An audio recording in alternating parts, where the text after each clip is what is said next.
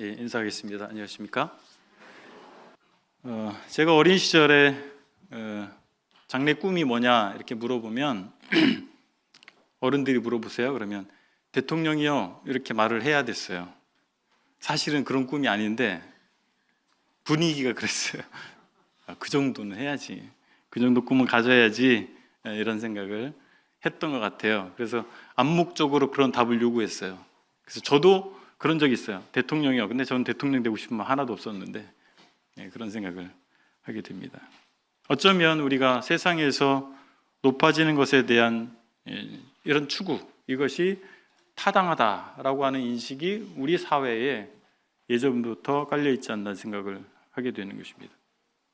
그래서 선현들의 가르침 중에서 중요한 가르침 중에 하나가 입신양명입니다. 자기의 몸을 세우고 이름을 내는 것, 그것을 굉장히 중요한 가치라고 생각을 했었죠. 오늘날에도 용어는 다를 겁니다. 오늘날에 사용하는 용어는 다를 거지만 높은 데 올라가는 것은 당연히 추구해야 할 목표라고 생각하는 경향이 있을 것입니다. 그런데 이런 것이 높은 데 올라가려고 하는 이런 추구가 사실 우리 사회에 또 우리 개인의 삶에 많은 문제를 일으킵니다. 왜냐하면 높은 곳에 그 자리는 한정돼 있는데 요구하는 사람은 많기 때문에 그렇습니다. 그래서 그 과정에서 뭔가 갈등이 발생하고 투쟁할 수밖에 없는 그런 현상이 발생하는 것입니다. 그런데 놀라운 것은 그런 현상이 이런 육적인 부분뿐만 아니라 영적인 부분에까지, 영과 육 두 진영에서 모두 일어나고 있다라고 하는 것입니다. 오늘은 사사기 9장 1절로 57절을 통해서 죄악된 욕망의 투쟁과 하나님의 공의에 대해서 함께 생각해 보기를 원합니다. 사사기 9장을 여시고요. 먼저 1절부터 6절까지를 제가 읽겠습니다. 1절입니다. 여룹바알의 아들 아비멜렉이 세겜에 가서 그의 어머니의 형제에게 이르러 그들과 그의 외조부의 집에 온 가족에게 말하여 이르되, 청하노니 너희는 세겜의 모든 사람들의 귀에 말하라. 여룹바알의 아들 70명이 다 너희를 다스림과 한 사람이 너희를 다스림이 어느 것이 너희에게 나으냐. 또 나는 너희의 골육임을 기억하라 하니. 3절입니다. 그의 어머니의 형제들이 그를 위하여 이 모든 말을 세겜의 모든 사람들의 귀에 말하매 그들의 마음이 아비멜렉에게로 기울어서 이르기를 그는 우리 형제라 하고 바알브리 신전에서 은 70개를 내어 그에게 주매 아비멜렉이 그것으로 방탕하고 경박한 사람들을 사서 자기를 따르게 하고 오브라에 있는 그의 아버지의 집으로 가서 여룹바알의 아들 곧 자기 형제 70명을 한 바위 위에서 죽였으되 다만 여룹바알의 막내 아들 요담은 스스로 숨었으므로 남으니라. 6절입니다. 세겜의 모든 사람과 밀로 모든 족속이 모여서 세겜에 있는 상수리 나무 기둥 곁에서 아비멜렉을 왕으로 삼으니라. 6절까지를 읽었습니다. 오늘의 본문은 9장 1절부터 57절 전장이 오늘의 본문이 되겠습니다. 오늘의 본문에서 먼저 생각해 보고 싶은 것은 높아지려는 욕망을 조심해야 된다라고 하는 것입니다. 9장은 편의상 우리가 장절의 구분이 성경에 있지 않습니까? 그것은 사람이 만든 것입니다. 원래 성경의 원문엔 장절의 구분이 없어요. 그래서 자연스럽게 8장과 9장은 연결되어 있다고 보셔야 됩니다. 단절되어 있지 않습니다. 특히나 기드온의 앞부분에서 우린 기드온의 이야기를 들었습니다. 어쩌면 이 기드온의 이야기가 8장에서 끝난 것이 아니고 9장의 그 에필로그가 기록됐다고 볼 수가 있겠습니다. 기드온에 많은 첩이 있었고 또 많은 아들들이 있었습니다. 기드온은 이스라엘을 잠시 구원하는 데 성공했을지 몰라도 아버지로서 그리고 궁극적으로 이스라엘의 지도자로서 성공적이었는가, 여기에 대해서 오늘 본문이 답을 알려줄 것입니다. 여러분, 권력은 어떻게 생각하십니까? 권력은 나와 상관없는, 우리가 사실 권력자들은 없지 않습니까? 그런데 소소한 권력은 있어요. 권력은 매우 매력적인 것입니다. 여기 보니까 세겜이라고 하는 지명이 나와요. 세겜은 이스라엘 백성에게 매우 중요한 장소였습니다. 하나님께서 아브라함에게 나타나셔서 하나님께서 그에게 주시겠다고 약속하신 땅에 대해서 말씀하신 곳이 세겜입니다. 그리고 약속의 땅에서 여호와를 예배하는 단을 쌓은 곳이 세겜이었습니다. 아브라함이 단을 쌓은 곳입니다. 그리고 아브라함의 후손들이 여호수아의 지도 아래 가나안 땅을 정복하는 과정에서 요단강을 건너와서 하나님을 예배하고 모였던 첫 번째 장소가 세겜이었습니다. 이처럼 세겜은 이스라엘의 영적 중심지였고 매우 의미 있는 그런 곳이었다고 하는 것입니다. 근데 이곳에서 어떤 일이 벌어졌는가라고 하는 것이 오늘날 우리에게 많은 교훈을 주게 되는 것입니다. 사사기 기자는 세겜에서 일어났던 사건에 대해서 시공을 초월해서 우리에게 말하고 있는 것입니다. 아비멜렉의 출신은 특별한 이 사람이 출신의 비밀이 있어요. 그래서 기드온의 아들입니다. 아들인데 첩의 아들이었어요. 아비멜렉의 어머니는 세겜 사람이에요. 이 기드온의 첩이자 아비멜렉의 어머니, 세겜 사람입니다. 그런데 자기의 어머니의 혈족들에게 가서 나를 왕으로 세워달라, 세겜의 왕으로 세워달라, 이렇게 얘기한 거예요. 아비멜렉이. 첩의 소실이었다면 어땠을까요? 어렸을 때 가정 환경이 어땠을까요? 정실 부인의 자식과 첩의 자식, 우리나라 조선시대 유교 사회에서 첩의 자식은 천대받았죠. 근데 유교가 아니랄지라도 그렇지 않겠어요? 일반적인 가정에서 원래 본부인이 있고 첩이 있다면 본분의 자식과 첩의 자식은 갈등 관계가 생길 수밖에 없겠죠. 그러면서 많은 서러움을 겪었을 겁니다. 아비멜렉은. 그래서 뭔가 내가 길을 쓰고 머리를 굴려서 획득하지 않으면 내 것이 되지 않는 그런 많은 경험을 했을 거예요. 우리가 극복하기 어려운 것은 우리의 불행한 경험입니다. 여러분들 어떤 경험을 갖고 계세요? 성장 과정에서, 어떤 지나간 세월 속에서 그 불행한 경험에 대한 보상 심리가 작동하게 되어 있는 것입니다. 아비멜렉은 기드온의 아들 70명이 모두 왕같은 지위를 누리면서 세겜이나 에브라임 사람들에게 위협을 가는 세력이 될 것이다 라고 과장하고 왜곡했습니다. 목적은 자기가 왕이 되고 싶어서. 그리고 뭘 강조했냐면 내가 당신들의 고륙입니다. 고륙이란 말이 뭐예요? 뼈와 살이라는 얘기잖아요. 우리는 혈연 관계에 있습니다. 그 얘기를 하는 거죠. 그 숫자를 얘기합니다. 70명이 통치를 받는 게 나냐? 나 한 사람이 통치를 받는 게 나냐? 그리고 나는 당신의 고륙입니다. 당신들 고륙입니다. 이 말에 설득됐어요. 예. 사사기 기자는 그들이 아비멜렉을 우리 형제라고 생각했기 때문에 세겜 사람들이 아비멜렉의 말에 동조했다는 사실을 알려주고 있습니다. 세겜 사람들의 표현이 있잖아요. 3절에 보니까 우리 형제 아니냐. 그들은 혈연을 따라서 지도자를 선택했습니다. 아비멜렉은 하나님의 말씀을 철저히 부정했어요. 하나님의 말씀은 무엇입니까? 왕을 세우지 마라 라고 하는 것입니다. 내가 너희의 왕이다. 그렇지만 세겜 사람들은 그가 하나님의 말씀을 인정하는지 존중하는지 부정하는지 상관없었어요. 그의 말이 그럴싸했고 더 중요한 것은 혈연이었기 때문에 그를 지지했었던 것입니다. 9장에서 계속해서 기드온에 대해서 이 사사기자는 뭐라고 표현하냐면 여룻바알이라고 표현합니다. 기드온의 별명 여룻바알. 여룻바알이 무슨 뜻입니까? 바알 제단을 부신 사람이에요. 왜 여룻바알, 바알 제단을 부신 사람 여룻바알이라고 계속해서 표현했을까요?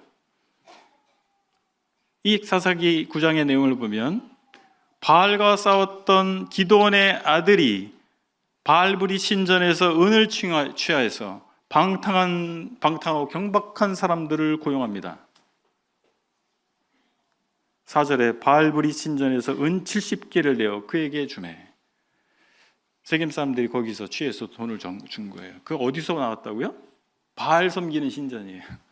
바알 섬기는 신전에서 나온 돈으로 사람들을 고용한 겁니다.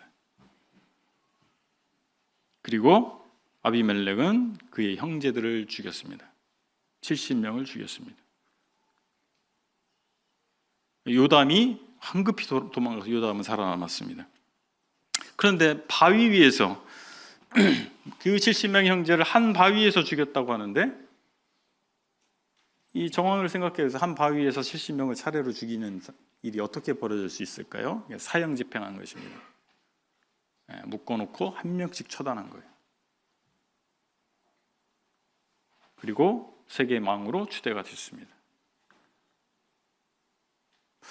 기드온은 왕이 되고자 하는 마음이 있었는데 대놓고 그렇게 하지 않았습니다. 우리가 지난 장들을 잘 살펴보십시오. 왕이 되지 않는 것처럼 했어요. 난 왕이 되고 싶지 않습니다. 속마음은 그렇지 않지만. 근데 아비멜렉은 그런 척도 하지 않았어요. 그냥 대놓고 나를 왕으로 세워달라.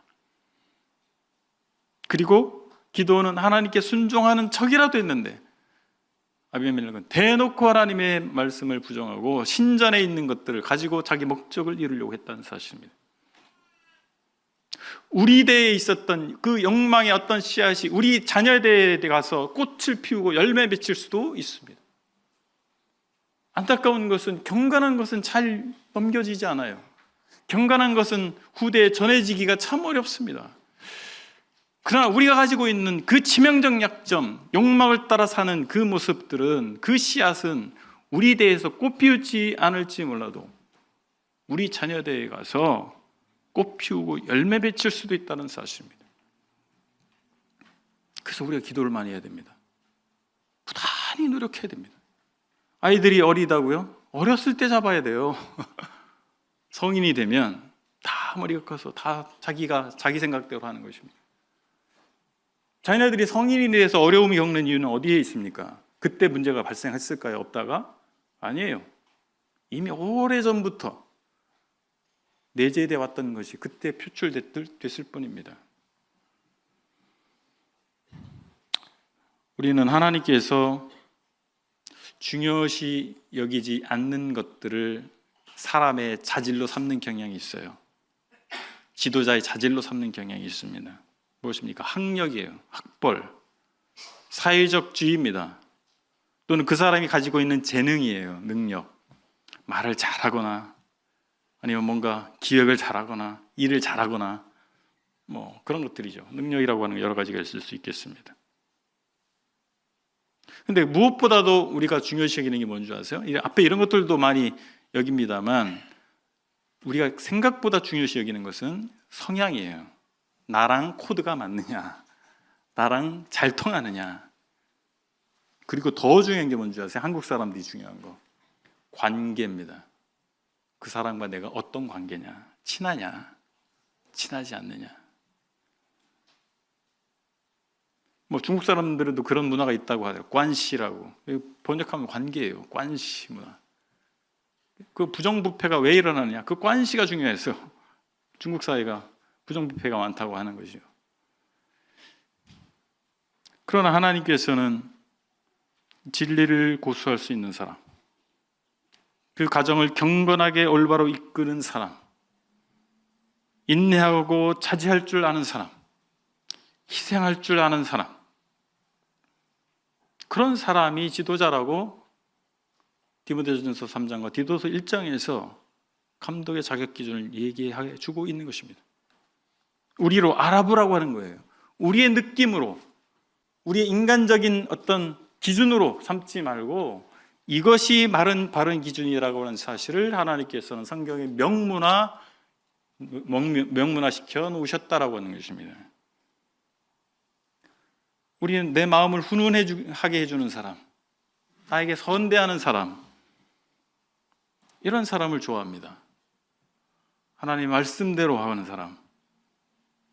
꼬장꼬장해 보이잖아요. 말씀대로 하겠다 그러면 꼬장꼬장해요. 별로 그렇게 따뜻한 사람 같지 않아요.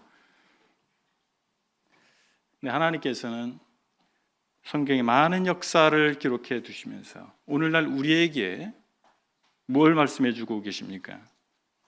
하나님의 말씀을 따르라라고 하는 것입니다. 우리는 세속 정치를 보면서 권력을 얻고자 하는 유력한 사람과 그에게 빌붙어서 권력의 떡고물을 나눠 먹으려고 하는 추종자들의 민낯을 보면서 분개하고 실망하지 않습니까? 그러나 그것은 우리의 자화상일 수도 있습니다. 왜냐하면 우리도 높아지고자 하는 마음이 우리 속에 있기 때문에 그렇습니다. 그리고 인정받는 것은 언제나 매력적입니다. 그렇지 않나요? 인정받는 거, 상 받는 거 싫어하는 분 안 계실 거예요. 그리고 인정받고 훌륭하다는 소리 다 듣고 싶습니다. 언제나 매력적입니다. 그러나 그것을 쫓아갈 때 우리는 하나님 말씀대로 할 수 없어요. 그런 공동체를 만들 수 없습니다. 하나님은 먼저 경고하십니다. 바로 심판하지 않으세요. 먼저 경고하십니다. 요담은 아비멜렉의 손에서 가까스로 도망했어요. 그리고 그리심산으로 올라가서 세겜을 향해서 외칩니다.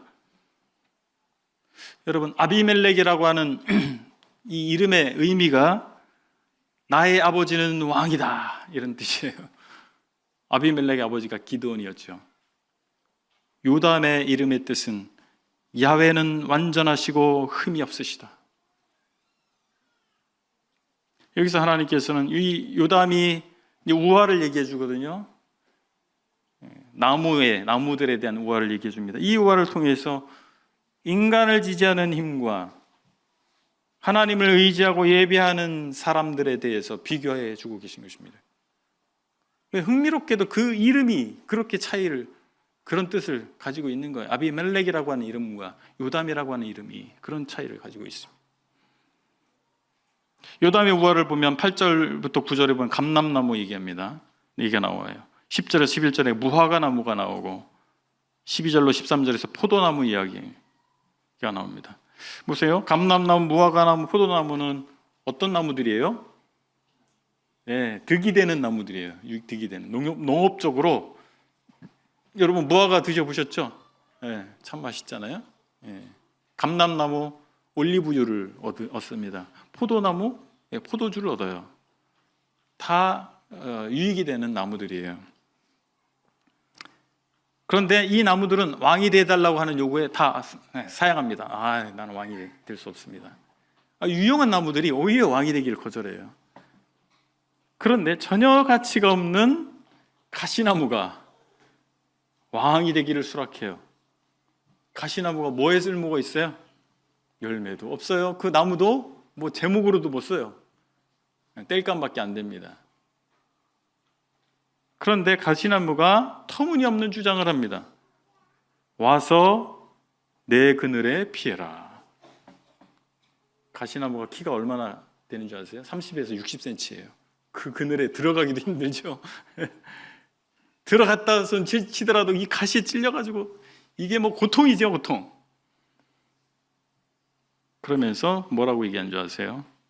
매우 폭력적인 얘기를 합니다. 15절에 그리하지 아니하면 불이 가시나무에서 나와 레바논의 백향목을 살 것이니라. 협박합니다. 협박해요. 레바논의 백향목이 무엇입니까? 성전 기둥으로 사용됐던 건축재로 사용됐던 아주 유용한 나무예요. 그래서 그 유용한 나무를 다 불태워버리겠다. 그렇게 위협한 것입니다. 요담이 왜 이야기를 했을까요? 이 가시나무처럼 하나님 앞에 유용하지 않은 오히려 해가 될 수 있는 아비멜렉을 왕으로 세웠잖아요. 세겜 사람들이. 그 얘기를 하고 있는 겁니다. 그래서 아비멜렉도 비판하고 있는 거예요. 주제가 안 되는 사람이 나서서 왕이 되려고 했다는 것. 그리고 그 사람을 지지하고 왕으로 세운 세겜 사람들도 잘못했다라고 하는 거예요. 그 얘기를 해주고 있는 것입니다. 이 말을 통해서 하나님의 심판 계획이 드러나고 있는 거예요. 요담의 말을 통해서, 요담이 전했던 우화를 통해서, 그의 경고를 통해서, 그것은 개인의 경고가 아니고 개인의 이야기가 아니라 하나님께서 그를 통해서 말씀하신 것입니다. 우리는 우리 자신을 비춰봐야 됩니다. 사사기 강의 첫 시간부터 말씀드렸잖아요. 사사기는 위인전이 아닙니다. 거울입니다.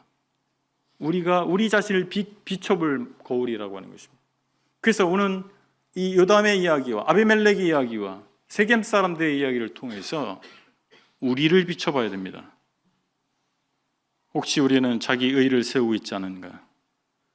교묘한 방식으로 또는 대놓고 자기 의를 세울 수가 있습니다. 안타까운 것은 우리가 그것을 모르고 있다는 사실입니다.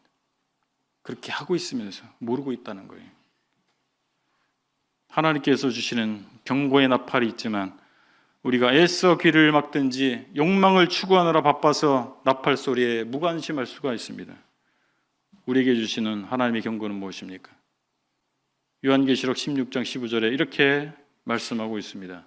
보라, 내가 도둑같이 오리니 누구든지 깨어 자기 옷을 지켜 벌거벗고 다니지 아니하며 자기의 부끄러움을 보이지 아니하는 자는 복이 있도다. 벌거벗은 줄도 모르고 벌거벗고 있다가 도둑같이 주님이 오실 때 부끄러움을 당할 수 있다는 것을 경고해주고 있지 않습니까?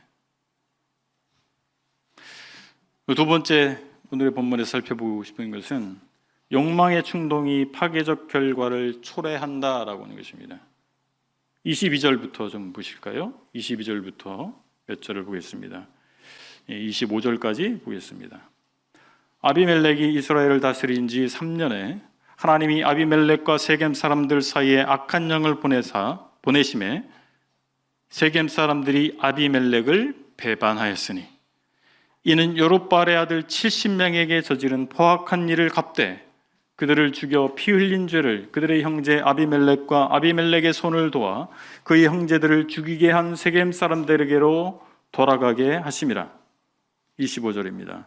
세겜 사람들이 산들의 꼭대기에 사람을 매복시켜 아비멜렉을 엿보게 하고 그 길로 지나는 모든 자를 다 강탈하게 하니 어떤 사람이 그것을 아비멜렉에게 알리니라. 욕망은 투쟁합니다. 세겜 사람들이 아비멜렉을 반역했습니다.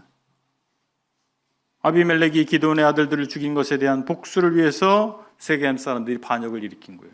그 한때 아비멜렉을 왕으로 세웠던 사람들이 갑자기 반역을 했어요. 왜 그랬을까요? 여기 보니까 악한 영을 보내셨다, 하나님께서. 악한 영을 여러 가지로 해석할 수가 있는데 불화, 악의 감정, 악감정 이렇게도 번역할 수가 있습니다. 그렇다면 세겜 사람들이 악감정을 갖게 된 거예요. 누구에게? 아비멜렉에 대해서. 왜 그렇게 됐다고 성경은 기록하고 있습니까? 하나님이 그렇게 하셨다. 그렇다고 해서 악한 동기나 악한 행동이 면제되지는 않습니다. 하나님께서 바로의 마음을 강팍하게 하셨지만 바로는 그 굳은 마음 때문에 심판받아야 했습니다. 르호보암이 백성들의 청을 거절한 것은 여호와로부터 온 것이지만 르호보암은 그것으로부터 그 책임으로부터 자유로울 수 없었습니다. 우리는 이 세겜 사람들의 반역하는 아비멜렉, 자기들이 세운 이 아비멜렉을 반역하는 장면을 통해서 권력을 얻는 것과 그것에 기대어 이익을 얻고자 하는 이들이 한통속이었지만 결국엔 그 권력의 속성 때문에 서로를 대적해서 투쟁하는 이 아이러니를 보는 것입니다. 욕망으로 뭉친 사람들은, 욕망으로 연합된 그 그룹은 반드시 싸우게 돼 있어요. 하나님을 중심으로 연합된 사람들은 다투지 않습니다. 가끔씩 일어나긴 하지만 본질상 그렇지 않죠. 욕망을 위해서 연합한 거예요. 그래 결국 싸우는 것입니다. 그런데 여기 한 사람이 또 등장합니다. 가알이라는 사람이 등장해요. 가알의 일행이 세겜에 왔어요. 사람들이 어디로부터 왔는지 모르겠어요. 가알이 세겜에 왔습니다. 그러면서 세겜 사람들의 신뢰를 얻어요. 뭐 어떻게 신뢰를 얻는지 알 수가 없어요. 근데 26절에 보니까 에벳의 아들 가알이 그의 형제와 더불어 세겜에 이르니 세겜 사람들이 그를 신뢰하니라. 근데 이 가알이 어떤 사람인지를 알 수 있는 장면들이 있어요. 가알은 세겜 사람들과 신당에서 먹고 마시는 연회를 합니다. 신당은 어떤 곳이에요? 매우 종교적인 장소입니다. 이방신을 섬기는 신당이에요. 그곳에서 잔치를 했어요. 이런 연회에서 가알이 이런 연회에 참여하고 스스럼 없이 참여하고 거기서 아주 중요한 일들을 한단 말이에요. 이 사람이 어떤 사람인지 추측이 됩니다. 결코 하나님을 제대로 믿는 사람이라고 볼 수 없겠죠. 그러면서 아비멜렉을 저주합니다. 27절에 보니까 그들이 밭에 가서 포도를 거두어다가 밟아 짜서 연회를 베풀고 그들이 신당에 들어가서 먹고 마시며 아비멜렉을 저주하니. 그러니까 세겜 사람들이 이미 아비멜렉에 대해서 반역하고 있었어요. 가알이라고 하는 사람이 그곳에 들어와서 그들의 마음을 더 부추깁니다.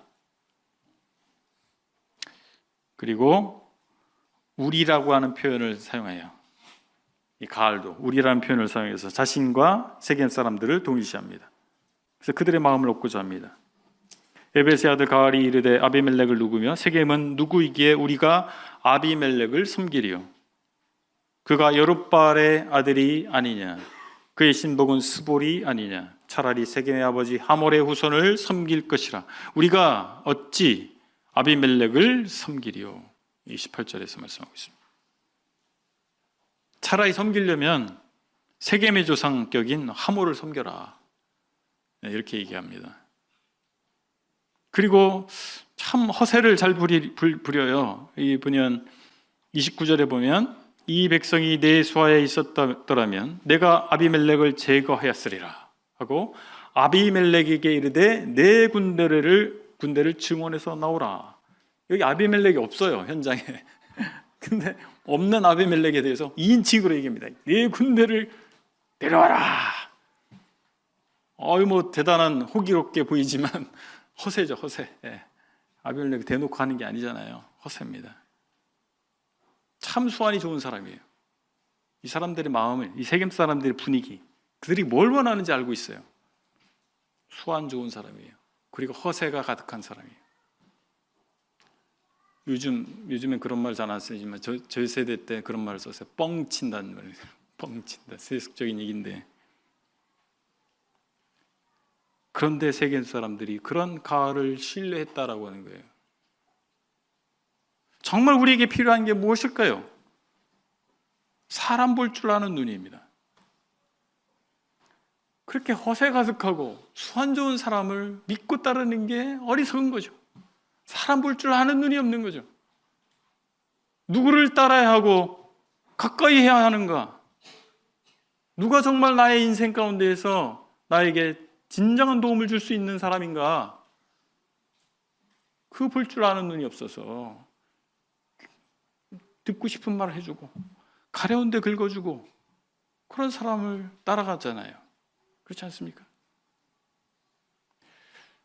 근데 그곳에 누가 있으면 이 아비멜렉의 수하가 있었어요. 스볼이. 그 반역 사실을 알려줍니다. 그리고 어떻게 이 반역을 진압할지도 알려주는 거예요. 그래서 결국에 가알이 이끄는 무리는 아비멜렉에게 패배하게 됩니다. 여기 34절에 보니까 아비멜렉과 그와 함께 있는 모든 백성이 밤에 일어나 네 대로 나누어 세겜에 맞서 매복하였더니, 그래서 39절에 보니까 가알이 세겜 사람들보다 앞에 서서 나가 아비멜렉과 싸우다가 아비멜렉이 그를 추격하니 그 앞에서 도망하였고 부상하여 엎드러진 자가 많아 성문 입구까지 이르렀더라. 40절까지 읽었습니다. 이렇게 어느 날 어디서 뭐 듣도 보도 못한 사람 가알이 나타났는데 그를 신뢰했고 그가 허풍 떨고 충동질하는 것을 따라갔던 세겜 사람들이 패배한 거예요. 참혹한 패배를 맛보게 됐습니다. 여러분, 욕망은 잔혹한 파괴를 낳기 마련입니다. 아비멜렉이 세겜을 파괴합니다. 42절 이하에 보면 성읍 밖으로 나온 수많은 사람들을 죽입니다. 그리고 이 세겜 성읍에 다시는 사람이 살 수 없게끔 소금까지 뿌려요. 소금 뿌리면 어떻게 됩니까? 농사 못 짓는 거예요. 사람 살 수 없는 것입니다. 아비멜렉이 그날 종일토록 그 성을 쳐서 마침내는 점령하고 거기 있는 백성을 죽이며 그 성을 헐고 소금을 뿌리니라. 하나님께서 불의하게 일어선 지도자와 그를 지지하고 세운 사람들 모두에게 그 죄를 물으시고 계십니다. 그리고 그 세겜, 하나님을 예배했던 것, 하나님의 약속을 받았던 그 도시가 황폐화가 됐어요. 우리가 소중하다고 여기는 것, 가치 있다고 여기는 것, 의미 있다고 여기는 것들이 하나님 뜻에 의해, 하나님에 의해서 아무것도 아닌 게 될 수도 있습니다. 뭐가 잘못되면 그럴까요? 우리가 하나님의 뜻에서 벗어나 있을 때, 우리가 인본적으로 갈 때, 사람 중심으로 갈 때 하나님 그렇게 하실 수 있는 것입니다. 그리고 세겜의 망대를 불살랐어요. 46절에 보니까 세겜 망대의 모든 사람들이 이를 듣고 에브릿 신전의 보루로 들어갔더니, 보루라고 하는 것은 굴 이렇게 됩니다. 지하실, 굴 이런 곳이에요. 그러니까 어디에냐면 이 신전에 은신처가 있었던 거예요. 그곳으로 사람들이 도망한 것입니다. 이 사실을 알게 된 아비멜렉은 나무를 보루 위에다가 쌓아놨어요. 모든 백성들도 각각 나뭇가지를 찍어서 아비멜렉을 따라 보루 위에 놓고 그것들이 얹혀있는 보루에 불을 놓으매 세겜 망대에 있는 사람들이 다 죽었으니 남녀가 약 1000명이었더라. 1000명을 다 불태워 죽인 것입니다. 여기서 멈추지 않아요. 아비멜렉은 거기서 멈추지 않고 데베스를 공격합니다. 이어지는 말씀 50절과 51절에 보면 이렇게 말씀하고 있습니다. 아비멜렉이 데베스에 가서 데베스에 맞서 진치고 그것을 점령하였더니 성읍 중에 견관 망대가 있으므로 그 성읍 백성의 남녀가 모두 그리로 도망하여 들어가서 문을 잠그고 망대의 꼭대기로 올라간지라. 데베스는 세겜의 위성 도시입니다. 직접적으로 관련이 없어요. 근데 그곳까지 가서 아예 그냥 씨를 말리겠다 이런 생각을 했던 것 같죠. 그런데 결과는 어떻게 됩니까? 그 망대 위에 있던 사람들 중에서 한 여자가 맷돌 윗짝을 던집니다. 여러분, 우리는 맷돌이었으니까 아래쪽과 윗짝이 똑같죠, 사이즈가. 그 맷돌 윗짝 무거워요. 여자들이 이렇게 집어 던질 만한 무게가 아니에요. 근데 똑같지 않습니다. 이쪽 맷돌은 윗짝 맷돌이 작아요. 맷돌 윗짝이. 그래서 마치 돌방망이처럼 생겼습니다. 돌방망이니까 이렇게 던질 수 있죠. 아비멜렉이 망대에 이르러 공격하여 하며 망대의 문에 가까이 나가서 그것을 불사르려 하더니 한 여인이 맷돌 윗짝을 아비멜렉의 머리 위에 내려던져 그의 두개골을 깨뜨리니. 52절과 53절입니다. 그래서 쓰러졌어요. 그래 아비멜렉이 내가 여자의 손에 죽었다는 그 치욕으로 생각했거든요. 그때 당시 문화에서 자기 수하에게 죽여달라고. 그래서 죽이죠. 비참하게 죽었습니다. 욕망은 그것을 추구하는 사람과 그 주변의 모두를 파괴하는 것입니다. 야고보서 1장 15절에서 이에 대해서 이렇게 말씀하고 있습니다. 욕심이 잉태한 즉 죄를 낳고 죄가 장성한 즉 사망을 낳느니라. 안타까운 것은 이러한 욕망 추구와 파멸의 역사가 반복된다라고 하는 거예요. 그것은 바로 사람들이 역사에서 교훈을 취하지 않기 때문입니다. 마지막 세 번째로 하나님은 공의를 성취하신다는 사실을 확인해 봐야겠습니다. 56절과 57절입니다. 아비멜렉이 그의 형제 70명을 죽여 자기 아버지에게 행한 악행을 하나님이 이같이 갚으셨고 또 세겜 사람들의 모든 악행을 하나님이 그들의 머리에 갚으셨으니 여룻바알의 아들 요담의 저주가 그들에게 응하니라. 하나님은 죄를 심판하십니다. 세겜 사람들은 그들에게 어울리는 왕을 얻었습니다. 아비멜렉 역시 자기에게 어울리는 백성을 얻었습니다. 그러나 하나님께서는 사람들이 지은 죄의 대가를 치르게 하셨습니다. 요담의 저주가 이루어졌습니다. 요담의 저주가 어떤 기계적으로 마치 부적 붙여서 이루어진 것처럼 기계적으로 이루어진 것이 아니라 하나님께서 보시기에 그들이 심판받을 만했기 때문에 요담의 저주대로 심판하신 것입니다.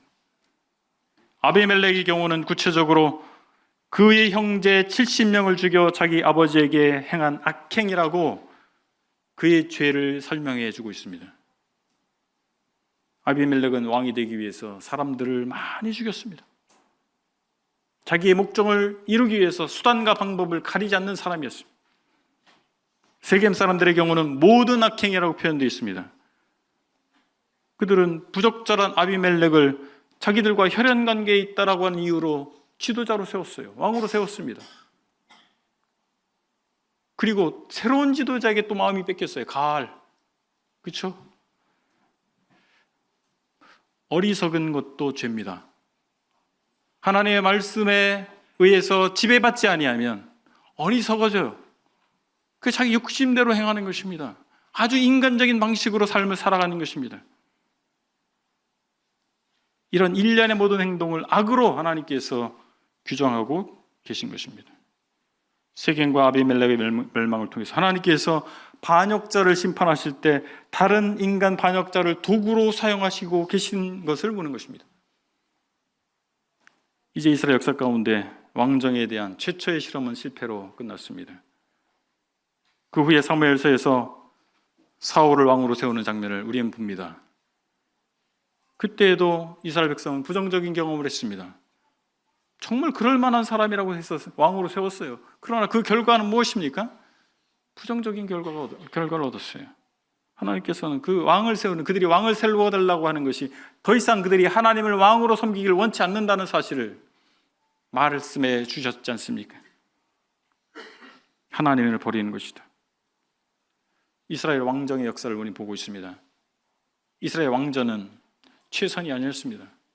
하나님께서 사람들의 잘못된 선택을 허용하시고 그 잘못된 선택이었지만 그 과정에서 하나님께서 교훈하시고 보여주시고자 하는 것이 분명히 있었고 이루고자 하는 목적이 있었던 것입니다. 그게 하나님의 뜻이었을까요? 아닙니다. 성경은 분명히 말씀해주고 있는 것입니다. 우리도 마찬가지입니다. 우리가 애써 주장하고 고집 부릴 때 하나님께서 허용하신다고 해서 그것이 하나님 뜻이라고 치부해서 안 될 것입니다. 허용하신 거죠. 이스라엘 역사 가운데에서 우리는 그 교훈을 취해야 될 것입니다. 우리는 모세의 선택을 통해서 교훈을 얻어야 됩니다. 히브리서 11장 24절로 26절에서 우리 모세의 선택을 봅니다. 믿음으로 모세는 장성하여 바로의 공주의 아들이라 칭함받기를 거절하고 도리어 하나님의 백성과 함께 고난받기를 잠시 죄악의 낙을 누리는 것보다 더 좋아하고 그리스도를 위하여 받는 수모를 애굽의 모든 보화보다 더 큰 재물로 여겼으니 이는 상 주심을 바라봄이라. 죄의 욕망을 추구하는 것은 일종의 낙이 된다는 사실을 성경은 부정하지 않습니다. 그런데 그것은 잠시라고 하는 아주 짧은 유효기간만 낙이 된다는 것이에요. 실제로 모세는 큰 권세와 영광을 얻을 수 있었습니다. 그러나 그가 선택한 것은 그 권세가 아니고 영광이 아니었습니다. 하나님의 백성과 고난받는 것이었습니다. 우리가 하나님을 선택하는 것은, 하나님을 왕으로 모시는 것을, 하나님 섬기기로 선택하는 것은 어쩌면 고난일 수 있습니다. 그러나 그것이 옳기 때문에, 그리고 하나님께서 그것을 원하시기 때문에, 그것이 가치 있는 일이기 때문에 우리가 선택할 수 있어야 되지 않겠습니까? 그것이 복받는 길이기 때문에가 아니고, 비록 그것이 고난이라 할지라도 나의 왕이신 하나님, 나의 하나님이 원하시기 때문에 그것을 우리가 선택해야 되지 않겠습니까? 믿음이 무엇입니까? 보이지 않는 것을 보는 것입니다. 보이지 않는 하나님을 믿는 것입니다. 그분의 약속을 믿는 것입니다. 하나님은 궁극적 정의를 이루십니다.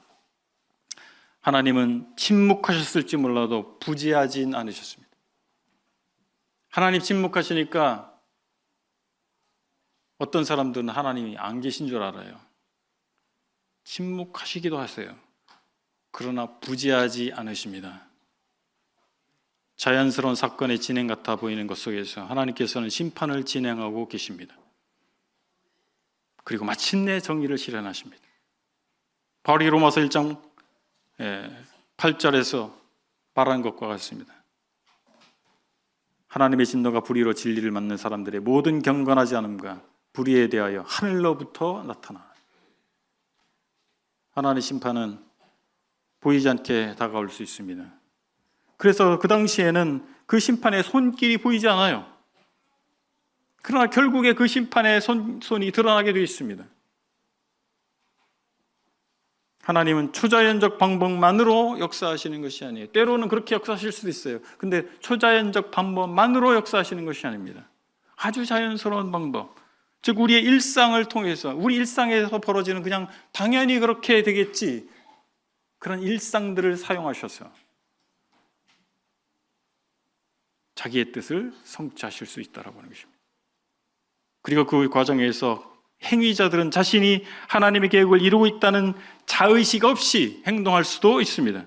가알이 아비멜렉에 대해서 세겜 사람들 앞에서 조롱하고 저주했을 때 그는 자신이 그 둘 사이를 갈라놓고 그런 갈등을 통해서 그들 모두를 심판하시는 하나님의 의도가 있다는 사실을 알아채지 못했지만 도구로 사용됐던 것입니다.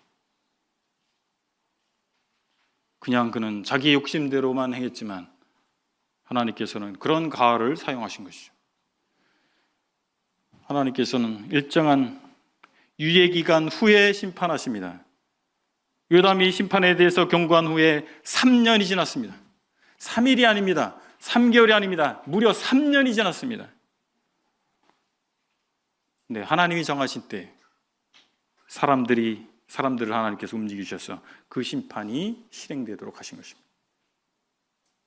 즉시 징벌하지 않으신다고 해서 대수롭게 여기서는 안 될 것입니다.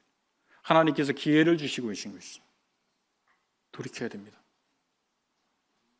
일반적인 사람들처럼 하나님의 오래 참으심 앞에 담대해서는 안 될 것입니다. 잠언 8장 11절에서 이렇게 말씀하고 있습니다. 악한 일에 관한 징벌이 속히 실행되지 아니하므로 인생들이 악을 행하는 데 마음이 담대하도다. 오늘 교훈을 정리하겠습니다. 높아지려는 욕망을 조심해야 됩니다. 욕망은 매력적이지만 모든 것을 파괴하게 되어 있습니다. 가장 무서운 욕망은 무엇입니까? 내가 나의 왕이 되는 것입니다. 내가 나의 하나님이 되는 것입니다. 저와 같은 잿덩어리가 왕이 되면 어떻게 되겠어요? 무슨 일이 벌어지겠습니까? 무시무시한 일이 벌어지는 것입니다. 파괴적인 일이 나타나게 되는 것입니다. 처음에는 그것이 달콤함으로 다가옵니다. 욕망이라고 하는 것은 얼마나 매력적인지 몰라요. 너무나 달콤한 것입니다. 그래서 그것을 누리게 되는 것입니다. 잠언 25장 27절에 이렇게 말씀하고 있습니다. 꿀을 많이 먹는 것이 좋지 못하고 자기의 영예를 구하는 것이 헛되니라. 우리가 단 것을 조심해야 되잖아요. 단 것 많이 먹으면 어떻게 됩니까? 단 것이 참 달아요. 그걸 넣으면 음식의 풍미가 좋아져요. 근데 자꾸 먹으면 어떻게 되죠? 건강을 잃는 것입니다. 이처럼 영광은 우리에게 거부하기 힘든 자부심과 기쁨을 주는 것입니다. 근데 이를 통제하지 못하고 남용하면 영적 건강을 잃을 수가 있는 것입니다. 하나님께서는 우리의 삶과 일에서 달콤함과 영광을 다스리라고 말씀하고 계신 것입니다. 하나님의 정의가 실현된다는 사실 앞에 우리는 한편으로 두려워해야 되고 다른 한편으로 격려를 받을 수 있습니다. 하나님 살아계십니까? 정말입니까? 그렇다면 우리는 하나님을 두려워해야 됩니다. 하나님은 모든 죄를 심판하실 것입니다. 그것이 우리가 생각하는 시점에 이루어지지 않는다 할지라도 없는 게 아니에요. 심판이 없는 게 아닙니다. 우리가 정의롭지 않은 어떤 측면이 있다면 두려움 가운데 돌이켜야 됩니다. 그리고 이 사실은, 하나님께서 살아계시다는 사실은, 하나님께서 정의를 이루신다는 사실은 우리에게 너무나 큰 위로와 격려가 되기도 하는 것입니다. 우리 억울한 상황들, 나는 선한 의도를 했는데 사람들이 다 나를 오해하고 있어요. 비난을 받는 것입니다. 억울하잖아요. 그리고 우리가 하나님의 뜻을 순종하기 위해서 포기한 많은 이익들에 대해서 아무도 몰라줘요. 그러나 하나님은 아십니다. 당신의 정의를 드러내실 것입니다. 그리고 보상하실 것입니다. 그래서 우리는 위로를 받는 것입니다. 기도하시겠습니다. 아버지 하나님, 사사기를 통해서 역사의 교훈을 우리에게 주시는 것 감사합니다. 권력이 얼마나 사람들에게 달콤하게 다가오는지, 얼마나 매력적인지를 보았습니다. 그러나 그 욕망의 끝이 무엇인지를 또한 보았습니다. 하나님께서 살아계시기 때문에 우리에게 오늘도 말씀하고 계신 하나님이신 것을 믿습니다. 하나님을 기쁘게 하는, 우리 자신을 기쁘게 하는 것이 아니라 하나님을 기쁘시게 하는 그런 우리가 되기를 원합니다. 하나님께서 함께해 주시옵소서. 예수 그리스도의 이름으로 기도했습니다. 아멘.